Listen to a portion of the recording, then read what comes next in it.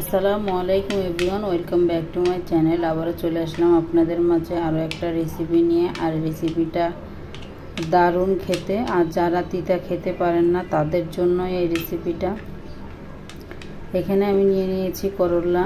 আমি দুইটা করলা আমি কেটে ছোট ছোট করে নিয়েছি আর কি।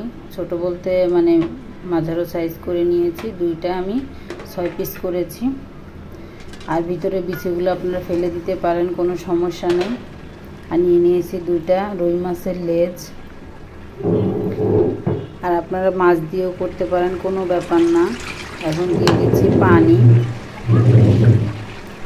পানিটা এমনভাবে দিতে হবে যাতে করলাটা ডুবে থাকে, না হলে সিদ্ধ হতে অসুবিধা হবে। এখন ঢাকনা দিয়ে ঢেকে দিয়েছি, সিদ্ধ হয়ে গিয়েছে। এখানে আপনারা সিদ্ধ করার জন্য লবণও দিতে পারেন। আমি আর লবণটা এখানে দেই না, আমি পরে দিয়ে দিব। ভালোভাবে সিদ্ধ করে নিলাম। এখন আমি উঠিয়ে নিচ্ছি। উঠিয়ে নিয়ে মাছের কাঁটাগুলো ভালোভাবে বেছে নেব। কাঁটাগুলো বাছা হয়ে গিয়েছে। এখন করলাগুলো ভালোভাবে হাত দিয়ে ম্যাশড করে নিব। ম্যাশড করে নিতে হবে। আর এই পর্যায়ে প্লিজ আপু ভাইয়ারা, আঙ্কেল আন্টিরা, যারাই আমার ভিডিওটা দেখতেছেন বা এই পর্যন্ত আমার সঙ্গে আছেন, আমার একটা লাইক দিয়ে ভিডিওটা কন্টিনিউ করে নেবেন। আর যদি ভালো লাগে আমার চ্যানেলটা সাবস্ক্রাইব করে আমার পাশে থেকে যেতে পারেন। আর এই কাজটা যারা করে দিয়েছেন তাদেরকে ধন্যবাদ দিয়ে আমি আর ছোটো করছি না। আর এখানে আমি নিয়ে নিলাম তেল। তেলটা গরম হয়ে গিয়েছে। দিয়ে শুকনো মরিচটা ভাজা হয়ে গেলে এখন দিয়ে দিলাম রসুন কুচি, পেঁয়াজ কুচি আর কাঁচামরিচ। এগুলো দিয়ে ভালোভাবে ভেজে নিলাম। ভাজা হয়ে গিয়েছে, যখন গোল্ডেন কালারটা চলে এসেছে হালকা, তখন আমি এই যে মাছটা কাটা বেছে রাখা মাছটা দিয়ে দিলাম। মাছটা আমি ভেজে নিব।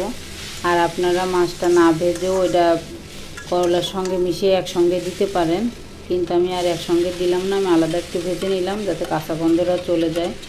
আমাদের ঘরে কাঁচা মাছ আমরা খেতে পারি না, তার জন্য। আর যারা খেতে পারেন তারা এভাবে দিতে পারেন, কোনো সমস্যা নেই, একসঙ্গে দিলেও হবে। আর এটা খেতে কিন্তু দারুণ হয়। আপনারা একবার হলেও বানিয়ে দেখবেন, খুবই মজা লাগে খেতে। আর তিতা ভাবটাও থাকে না, এতটাই ভালো লাগে। আর করলা তো বোঝাই যায় না মাছের জন্য আর কি। আর আমরা কিন্তু করলা দিয়ে মাছ দিয়ে অবশ্যই এমনি রান্না করে খাই, তখনও কিন্তু ভালো লাগে। আর এখানে হলুদের গুঁড়া আর স্বাদ মতো লবণ দিয়ে দিলাম। লবণটা দিয়ে ভালোভাবে ভেজে নিব।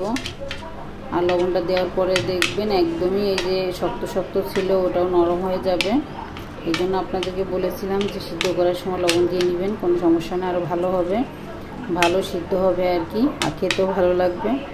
আর আমার এই যে ভাজা হয়ে গিয়েছে, এখন নামিয়ে নিয়েছি। আর দেখুন দেখতেও কত সুন্দর লাগছে করলার ভর্তা, কিন্তু দেখে মনে হচ্ছে না, খেতেও মাশাআল্লাহ। আজকের মতো এখানেই বিদায় নিচ্ছি।